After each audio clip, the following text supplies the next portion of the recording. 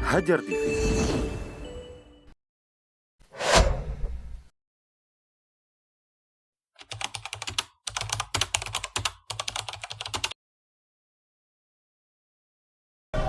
Pertanyaannya salah. Yang benar, dua-duanya utama.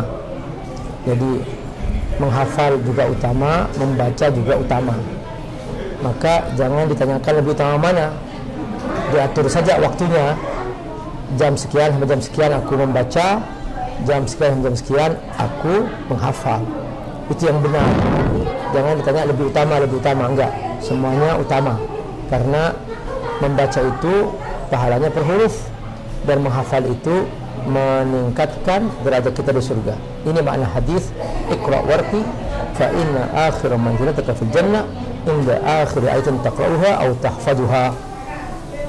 Hendaklah kamu berusaha memperbanyak hafalannya, karena nanti ranking tertinggi di surga adalah orang yang paling banyak menghafalnya.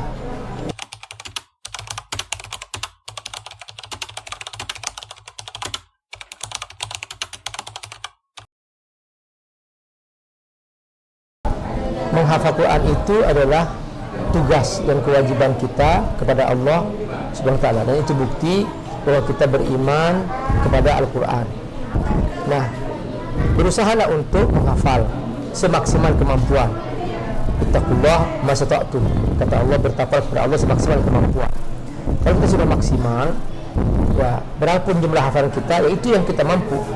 Dijaga aja yang sudah kita hafal. Dijaga dalam sholat, dijaga dalam menghafalnya. Karena kata Nabi, Al-Qur'anu asyaddu tafallutan minal ibil. Quran ini lebih cepat hilang daripada unta. Makanya sekalipun sedikit tetap murojaah, tetap dijaga, daripada tidak sama sekali. Semoga Allah berkahi.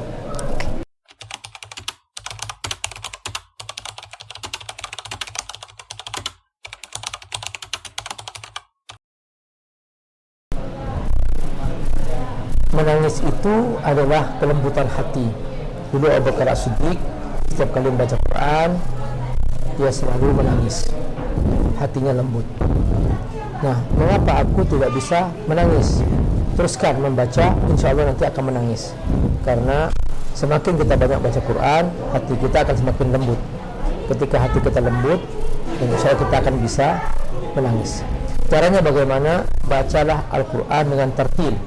Tartil itu maksudnya bacalah dengan hati, dengan irama, dengan memenuhi syarat tajwid dan tahsinnya, makhraj huruf. Karena kalau tanpa irama, Al-Quran tidak akan pernah masuk kepada hati yang membacanya. Itulah cara kita melembutkan hati dengan Al-Quran.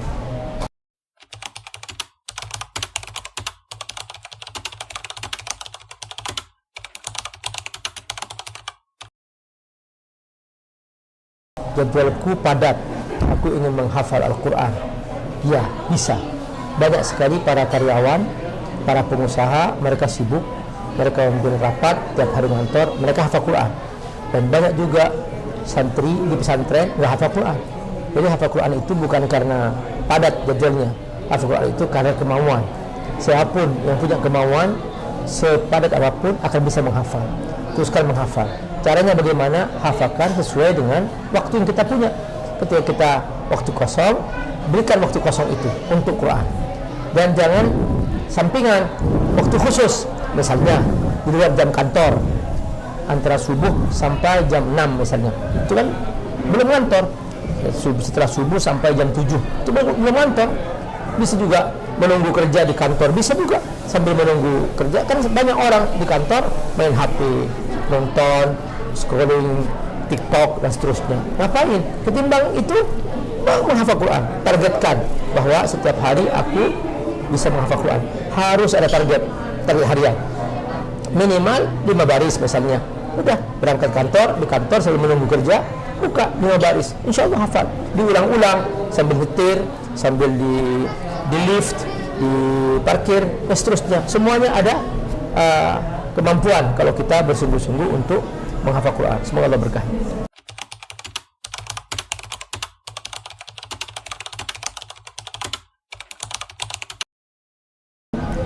Bilang kepada anaknya, anakku, sekarang bapak sudah terlambat. Dulu belum ada yang mendorong waktu masih kecil. karena bapak sudah tua, jadi sekarang bapak sadar bahwa ternyata sekarang ada kesempatan untuk membuat kamu menghafal. Insya Allah bapak ibu akan terus menghafal semampunya. Nanti kamu yang punya waktu banyak, kamu yang melengkapinya.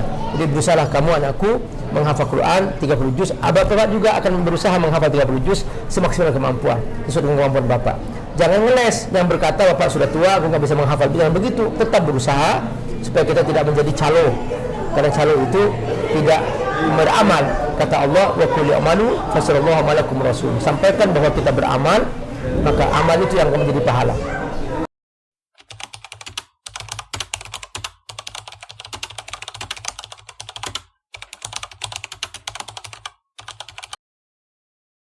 Apa sebab utama seorang tidak mau berinteraksi dengan Quran?